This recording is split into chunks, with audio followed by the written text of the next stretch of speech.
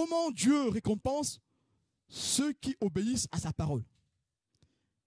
Et sachant que l'obéissance dont nous parlons ce matin n'est pas une obéissance religieuse, mais c'est Dieu qui met dans ton cœur l'amour pour que tu acceptes de l'aimer et de marcher selon ce qu'il te dit. Nous allons lire Lévitique chapitre 26, versets 3 à 13. Si vous suivez mes lois, si vous gardez mes commandements et les mettez en pratique, je vous enverrai des pluies en leur saison. La terre donnera ses produits et les arbres des champs donneront leurs fruits. À peine aurez-vous battu le blé que vous toucherez à la vendange. Et la vendange atteindra les semailles. Vous mangerez votre pain à satiété et vous habiterez en sécurité dans votre pays. Vous poursuivrez vos ennemis et ils tomberont devant vous par l'épée. 5 d'entre vous en poursuivront 100 et 100 d'entre vous en poursuivront 10 000. Et vos ennemis tomberont devant vous par l'épée. Je me tournerai vers vous et je rendrai fécond et je vous multiplierai. Et je maintiendrai mon alliance avec vous. Vous mangerez des anciennes récoltes et vous sortirez les vieilles pour faire place aux nouvelles. J'établirai ma demeure au milieu de vous et mon âme ne vous aura point en horreur. Je marcherai au milieu de vous. Je serai votre Dieu et vous serez mon peuple. Je suis l'Éternel, votre Dieu, qui vous ai fait sortir du pays d'Égypte, qui vous ai tiré de la servitude. J'ai brisé les liens de votre joug et je vous ai fait marcher la tête levée. Amen. Que le Seigneur vous bénisse. Ici, nous avons la récompense de l'obéissance. Comment Dieu récompense ceux qui lui sont fidèles? Comment Dieu récompense ceux qui obéissent à son commandement? Sachant que le commandement de Dieu se résume sur l'amour. Amen. Comment Dieu récompense ces derniers? Ici, nous pouvons classer ces bénédictions ici en plusieurs thèmes. Amen. Nous avons ici des bénédictions financières, des bénédictions professionnelles, des bénédictions sociales. Nous avons ici des bénédictions matrimoniales. Nous avons ici des bénédictions spirituelles. Nous allons commencer à les détailler. Si vous suivez mes lois, si vous gardez mes commandements et les mettez en pratique, alors suivra des conséquences. Amen. Si. Donc la bénédiction de Dieu est soumise à condition. Cette notion, nous devons la retenir. La bénédiction de Dieu est soumise à condition. La condition, c'est l'obéissance à son commandement. La condition suffisante et nécessaire pour rentrer dans la bénédiction de Dieu, c'est obéir à sa parole, c'est obéir à son commandement. Si vous suivez mes lois, si vous gardez mes commandements et les mettez en pratique, alors suivent plusieurs conséquences. Amen. Et la seule chose que le Seigneur nous demande ce matin de saisir, c'est ce premier verset. Celui qui suit les commandements du Seigneur, celui qui suit les lois du Seigneur, celui qui garde les commandements du Seigneur, les met en pratique, alors il peut rentrer dans la joie du Seigneur. Amen. Le commandement ici dont nous parle la parole de Dieu se résume sur l'amour. Tu ne vas pas te scarifier pour suivre le commandement du Seigneur. Tu ne vas pas te flageller pour suivre le commandement du Seigneur. Il te suffit juste d'accepter l'amour de Dieu. Accepte cet amour. Et une fois que tu as accepté l'amour de Dieu, alors obéir au commandement ne sera plus difficile. 1 Jean, chapitre 5, verset 3. Commençons au verset 2. Nous connaissons que nous aimons les enfants de Dieu lorsque nous aimons Dieu et que nous pratiquons ses commandements. Car l'amour de Dieu consiste à garder ses commandements. Et ces commandements ne sont pas pénibles. Donc, ce n'est pas en se flagellant que nous allons aimer Dieu, mais c'est juste en lui disant, Seigneur, je t'aime. Si tu dis à Dieu ce matin, je t'aime. Si tu dis au Christ ce matin, je t'aime, cela suffit. Parce que c'est l'amour qui nous conduit au salut. C'est l'amour de Dieu. Et nous voyons qu'ici, c'est l'amour de Dieu qui nous conduit à l'obéissance du commandement. Et donc, je ne me flagelle pas pour rentrer dans la joie du Seigneur, pour obtenir le pardon de Dieu. Je ne me donne pas des coups sur mon corps, je ne me scratche pas le corps. Je ne saigne pas pour cela. Parce qu'il y a un qui a saigné pour moi, c'est le Christ, Jésus. Lui, il a saigné à la croix. Il a été percé. Il a été humilié, crucifié, atrocement, d'une mort de malédiction. Lui, il a payé pour moi. Celui qui dit, Jésus-Christ, je t'aime, viens dans ma vie, prends tout. Je ne veux plus rien contrôler. Vous savez pourquoi on a du mal à obéir à Dieu? C'est parce que nous voulons garder le contrôle. Celui qui veut garder le contrôle sur sa vie va s'inquiéter de tout. Bien-aimé, si tu laisses Dieu conduire ta vie, si tu laisses ta vie dans les mains de Jésus-Christ, tu n'auras plus à t'inquiéter. Si par malheur, une chose t'arrive dont tu n'es pas auteur, ce n'est pas de ta faute, notre Dieu est tout puissant pour te donner la paix. Amen. Partout où on te traînera, tu auras la paix du Seigneur. Et ici, la paix de Dieu fait partie des bénédictions que Dieu donne à ceux qui obéissent. Nous allons le lire. Amen. Mais nous voulions insister ce matin sur ce premier point, sur ce premier verset qui nous demande d'obéir au commandement. On obéit au commandement par l'amour de Dieu. Amen. Il n'y a que l'amour de Dieu qui peut nous emmener à aimer Dieu. Aimer Dieu, c'est un miracle. Ce n'est pas tout le monde qui peut se lever, j'aime Jésus-Christ. C'est un miracle. Pour que ce miracle arrive dans ta vie, il suffit que tu dises, Seigneur, je veux que ce miracle rentre dans ma vie. Amen. Et la personne qui a accepté que l'amour de Dieu rentre dans sa vie, écoutez ce qu'il va gagner. Verset 4. Je vous enverrai les pluies en leur saison. La pluie est une bénédiction, n'est-ce pas? Dans le temps ancien, les gens vivaient que de l'agriculture. Il n'y avait pas encore l'industrie. La plus grande bénédiction que Dieu pouvait donner à un peuple, c'était la pluie. Il n'y avait pas l'industrie, on ne pouvait pas compter sur le pétrole. La terre avait besoin de la pluie et il n'y avait pas des technologies pour drainer de l'eau jusqu'au désert pour cultiver le désert. Et donc la pluie est une bénédiction. Quand Dieu fait pleuvoir dans ta vie la pluie, alors c'est que ta vie est abondante. Tu garderas la joie du Seigneur parce que tu es dans la saison de la pluie que Dieu fait tomber sur toi. Amen. Et nous aimerions que ce matin, que nous tous ici, nous puissions être dans cette saison où Dieu fait tomber sa pluie. Cette première bénédiction, ici, résume toutes les bénédictions que nous allons lire par la suite. La pluie ici renferme toutes les bénédictions possibles, qu'elles soient temporelles ou spirituelles.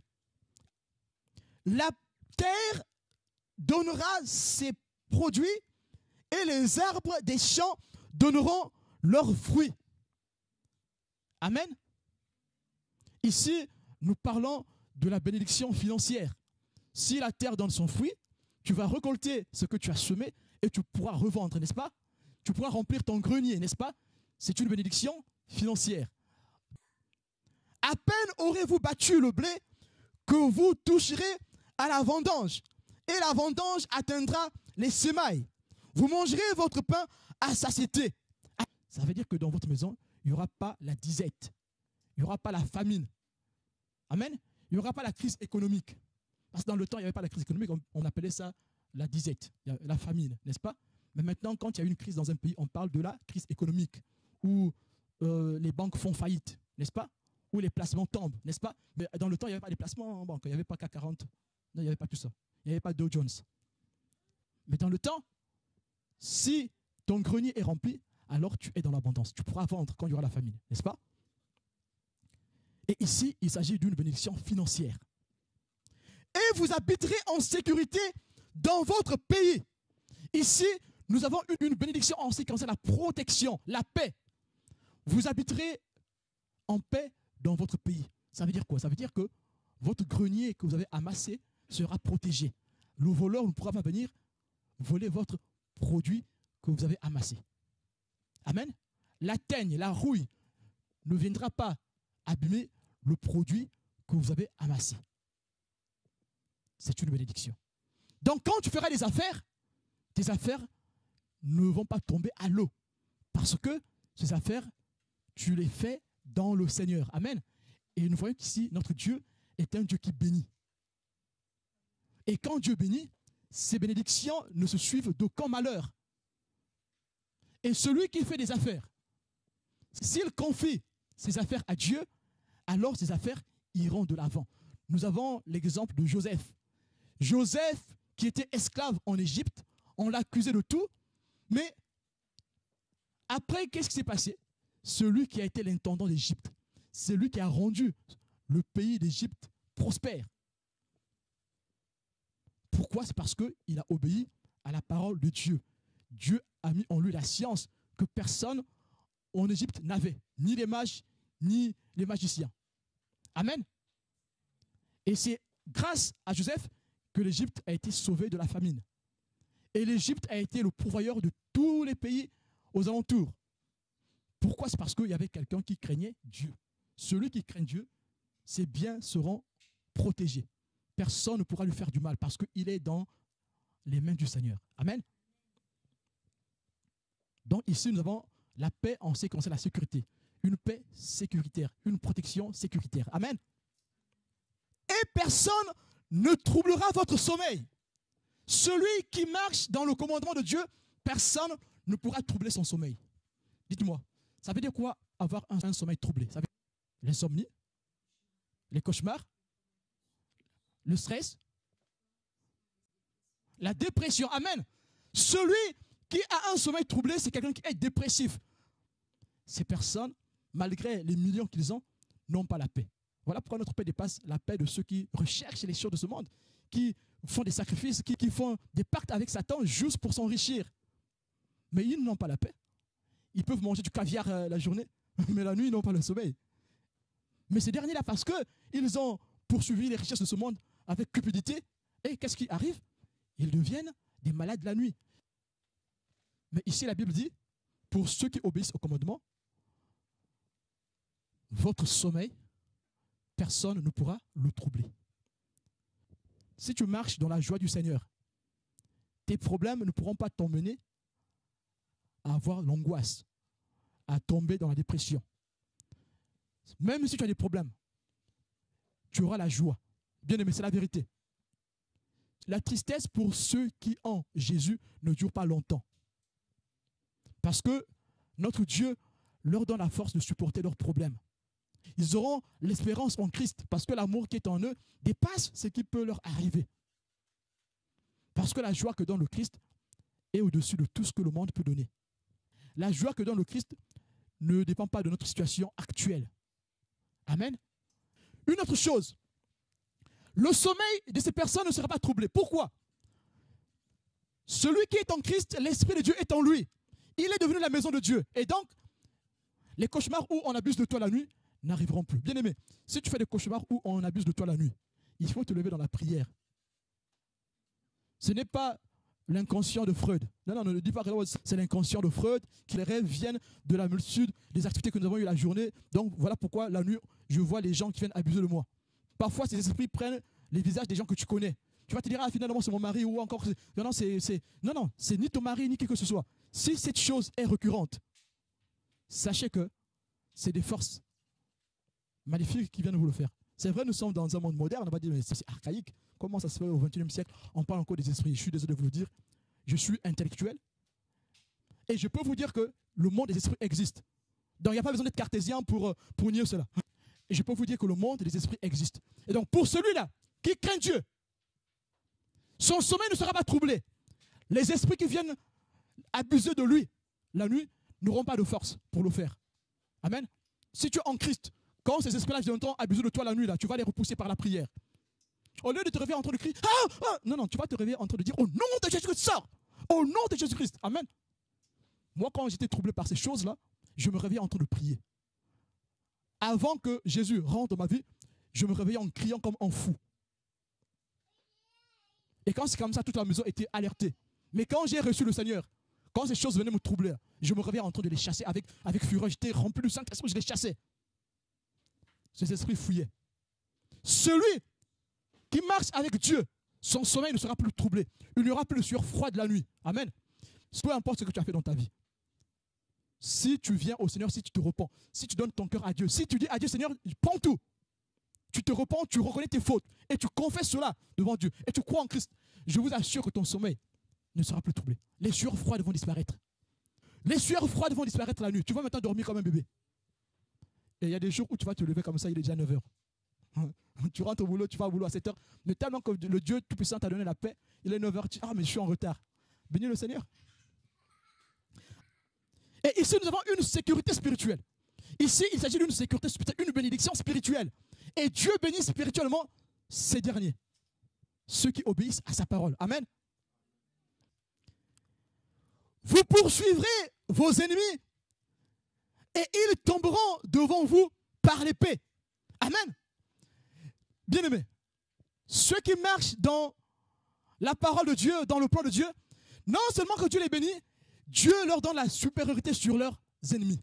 Vous vous rendez compte? Dieu leur donne la force sur leurs ennemis. Vous savez pourquoi Dieu leur donne la force sur leurs ennemis? Parce que ces derniers ne considèrent plus ennemis les gens qui leur font du mal. Pour ces derniers, l'ennemi, c'est les esprits qui sont derrière les gens. Donc si ton cousin te fait des problèmes, si tu veux lutter contre ce cousin, ne lutte pas contre lui. Ce n'est pas lui. Il faut voir les esprits qui sont derrière. Et donc ta lutte ne sera plus charnelle. Ta lutte sera spirituelle. Donc tu n'auras plus des rancœurs envers ce dernier. Tu vas prier pour que Dieu lui pardonne. Mais tu vas chasser ses forces qui l'envoûtent, qui l'emmènent à faire du mal. Bien-aimé, tout ce que nous faisons ici a une conséquence spirituelle. Que tu sois croyant ou pas, tout ce que nous faisons a une conséquence spirituelle. Amen. Et ces conséquences nous emmènent à des liens spirituels. Amen. Nous sommes faits de 3 dimensions.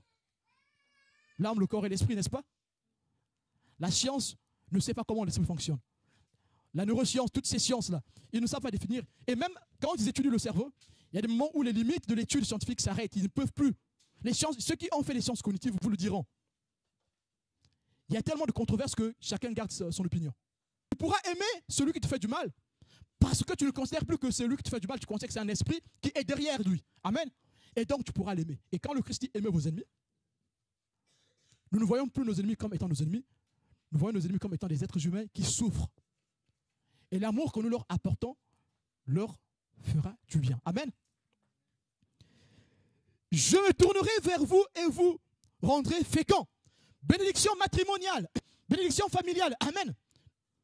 On ne peut avoir des enfants que s'il y a un mari, n'est-ce pas? Et donc, elle pourra être féconde. Celui qui était célibataire va trouver une femme. Amen. Et nous voyons ici que la bénédiction de Dieu va t'accompagner même pour trouver ton conjoint. Parfois, c'est des choses que nous, on banalise. Trouver un conjoint, c'est très important. Peut-être que vous banalisez ça. Mais trouver un homme, trouver une femme qui va t'accompagner dans ta vie, c'est une grâce. On a connu des gens qui ont passé leur vie tout seuls. Et le monde moderne, par égoïsme, aujourd'hui, le monde moderne, par égoïsme, peut faire sa vie. 48 ans, il est toujours seul. 48 ans, il est toujours seul. Mais bien aimé, Dieu a donné une grâce. Dieu a fait une grâce qu'il ait un homme. Dieu a fait une grâce qu'il ait une femme. Une personne accomplie ne peut pas rester tout seul. Ce n'est pas possible. Quand tu dis que, bien aimé, peu importe ce que tu pourras gagner là. Ne faisons pas comme les gens égoïstes de ce monde. Les gens égoïstes de ce monde, qu'est-ce qu'ils font? Ils disent non, moi j'ai fait ma vie, hein. Moi j'ai pas le temps pour m'occuper de quelqu'un. Non, il fait sa vie. Et donc il sort, il dit ah moi je suis libre. Je vais en boîte comme je veux, je peux faire des sorties avec des voisins, des amis, pas des voisins, des amis. Et sa vie, il est bien comme ça. 48 ans, 50 ans. Tu serais plus heureux si tu avais accepté de te consacrer. Et ce sacrifice nous fait du bien. Amen. C'est toujours mieux de toujours être accompagné, bien-aimé. C'est une bénédiction. Avoir quelqu'un dans sa vie, c'est une bénédiction, bien-aimé. Et à cause de l'avarice, à cause de l'égoïsme, les gens aujourd'hui préfèrent rester tout seuls, tranquille. Jusqu'à 50 ans, ils sont toujours tout seuls. Tranquille. Et bien-aimé, il y a un jour où ça va revenir. Quand les bâtons vont, quand les portes vont se fermer, hein, les oreilles là, on n'entend plus rien, ça se ferme là, en haut. Bien-aimé, un jour, quand tu vas faire ça là, tu auras besoin que quelqu'un te tienne la main ou vienne te rendre visite. Mais si tu avais accepté de payer le prix, de faire le sacrifice, d'avoir quelqu'un à côté de toi, cette personne allait t'accompagner. Amen. Tu auras quelqu'un qui va t'accompagner, ça sera une bonne chose. Même vers la fin de tes jours, tu auras cette joie-là de tenir la main de la personne qui t'accompagne dans la mort. Dieu a laissé la bénédiction que l'homme soit avec la femme, que la femme soit avec l'homme. Dieu dit, il n'est pas bon que l'homme soit seul. La bénédiction familiale. Celui qui marche dans le plan de Dieu est béni dans son ventre. Son sein est béni. Il peut se marier, il peut avoir des enfants. Il a une personne qui l'accompagne sur ce chemin qui est long. Dans les temps de bonheur, il pourra se réjouir avec cette dernière. Dans le temps de malheur, il pourra pleurer avec cette dernière. Amen. C'est le plan de Dieu. Être accompagné dans la vie, c'est le plan de Dieu. L'amour que nous aurons pour notre conjoint va dépasser les sacrifices qu'on peut imaginer. Parce que les gens qui restent seuls, ils se disent, ah, mais si je me marie, là, j'aurai des sacrifices, je ne pourrai plus sortir comme je veux. Il y a un jour, un enfant m'a dit que non, moi, je serai tout seul, je ne veux pas me marier. Je ne veux pas avoir des contraintes. Non, non. Dieu a dit qu'il faut que l'homme se marie, il faut que l'homme soit béni. Avoir quelqu'un à son côté, c'est une bénédiction. Amen. Et c'est ce que nous lisons ici. Amen. Bénédiction familiale, bénédiction sociale. Amen. Vous mangerez des anciennes récoltes et vous sortirez des vieilles pour faire place aux nouvelles. J'établirai ma demeure au milieu de vous. J'établirai ma demeure au milieu de vous. C'est une bénédiction spirituelle. Ici, nous avons une bénédiction spirituelle. Quand Dieu établit sa demeure au milieu de toi, ça veut dire que tu es devenu le temple de Dieu. Amen. Tu es devenu le temple de Dieu. Dites-moi, quand tu deviens le temple de Dieu, qu'est-ce qui se passe? Vous avez vu qu'au début, Dieu te donne toutes les bénédictions. Amen. Et il te donne la force sur tes ennemis. Il te donne les enfants, il te donne le mari. Il te donne tout. Mais qu'est-ce qu'il fait après? Il dit maintenant que j'établirai ma demeure au milieu de toi. Quand Dieu établit sa demeure en toi, ça veut dire que tu deviens un vecteur de paix, n'est-ce pas? Tu deviens un vecteur de joie. Amen. Dieu t'a soutenu, tu vas commencer aussi à soutenir les autres. Voilà pourquoi nous appelons ça une bénédiction spirituelle. Quand Dieu fait sa demeure en toi, et alors l'Esprit de Dieu vient habiter en toi, et tu auras les dons spirituels. Tu auras en toi la miséricorde, le don de miséricorde, le don de prendre soin des autres. Tu auras en toi les dons de prophétie, des paroles de connaissance. Dieu va te donner un message pour les autres, voir les problèmes des autres et les aider. La prophétie ici nous permet de voir les problèmes des autres avant que ça n'arrive pour pouvoir les aider. Amen. Et donc tu seras une aide pour les autres, pour ton entourage, pour ta famille, pour tes proches. Pourquoi? C'est parce que tu as obéi à la parole de Dieu. L'obéissance à la parole de Dieu nous emmène dans les dons spirituels. Et donc tu pourras avoir les dons spirituels. Tu pourras être une aide pour les autres. Amen. Je marcherai au milieu de vous, je serai votre Dieu et vous serez mon peuple. Mais ici, Dieu dit encore, je marcherai au milieu de vous. Je serai votre Dieu. Ça veut dire que c'est un Dieu protecteur. Là, il s'érige en protecteur. Il est devant comme guide, derrière comme protecteur. Personne ne pourra te faire du mal. Même si quelqu'un te tue, tu ne mourras pas. Vous allez dire, ah, finalement, nous sommes devenus des invincibles. Ben si, le Christ dit, celui qui croit en moi ne mourra pas. Ici, nous parlons de la mort de l'âme et de l'esprit. Amen. Le corps ne sert à rien, n'est-ce pas? Ce qui compte, c'est quoi? C'est l'esprit, n'est-ce pas? C'est ce que Paul dit. Hein? Ce n'est pas moi qui ai dit ça, c'est Paul.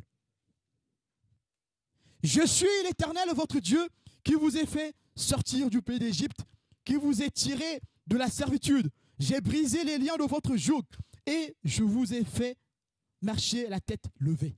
Amen. Parole du Seigneur. C'est une parole oraculaire. Je suis l'Éternel. Ça veut dire que cette parole va s'accomplir. Si tu crois en Dieu, si tu obéis au commandement, cette parole va s'accomplir dans ta vie. Amen. Pour finir, nous allons aborder un point qui est très capital. Mais admettons que dans notre marche, on n'a pas obéi. Admettons que je n'ai pas obéi. Qu'est-ce que je dois faire? Si vous lisez la suite, hein, si vous lisez à partir du verset 14, on parle des malédictions. Ceux qui n'obéissent pas, qu'est-ce qui peut leur arriver? Le but, c'est de comprendre que même si tu n'as pas obéi à la parole de Dieu, notre Dieu, c'est un Dieu qui donne la grâce à tout le monde. Nous sommes dans le temps de la grâce. Lisons Lévitique 26, versets 40 à 42. Pour ceux qui ont désobéi, à 40, il est écrit, « Ils confesseront leurs iniquités et les iniquités de leur père, les transgressions qu'ils ont commises envers moi et la résistance qu'ils m'ont opposée. Péchés à cause desquels moi aussi je leur résisterai et les mènerai dans le pays de leurs ennemis. Et alors leur cœur incirconcis s'humiliera. Ils paieront la dette de leurs iniquités. Je me souviendrai de mon alliance avec Jacob. Je me souviendrai de mon alliance avec Isaac et de mon alliance avec Abraham. Je me souviendrai du pays. Amen. Bien-aimé, même si tu avais désobéi, ce matin, le Seigneur dit encore que la confession, ici, nous pouvons lire le pouvoir de la confession. La Bible dit ici, ils confesseront leurs iniquités. Donc même si tu avais désobéi, bien-aimé, même si tu n'avais pas fait ce que Dieu a dit, ce matin, Dieu t'accorde une seconde grâce. Dans le monde, on appelle ça une seconde chance. Tu peux encore dire, Seigneur Dieu Tout-Puissant, non, je n'ai pas fait comme tu as dit. Pardonne-moi. J'ai volé un œuf, j'ai volé un stylo. J'ai tué un oiseau. Pardonne-moi, Seigneur. Je te donne toute ma vie. Prends tout.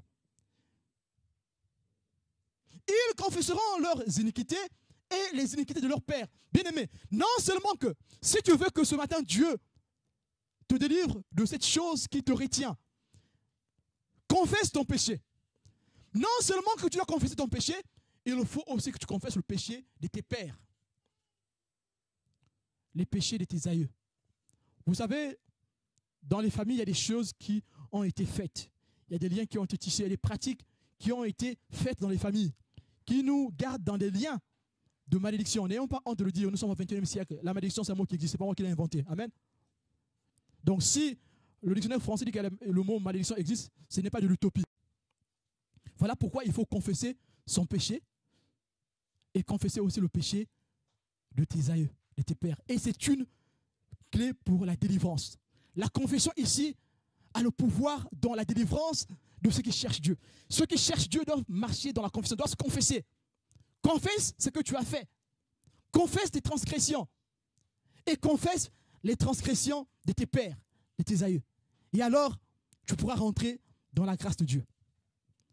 Vous pouvez lire ce qu'a fait Esdras. Esdras, quand le malheur s'est abattu en Israël, qu'est-ce qu'il a fait? Il a réuni le peuple d'Israël à l'étranger, là où ils étaient, et ils sont mis à confesser leurs péchés. Je vous laisse lire ça chez vous. Esdras 10, verset 1.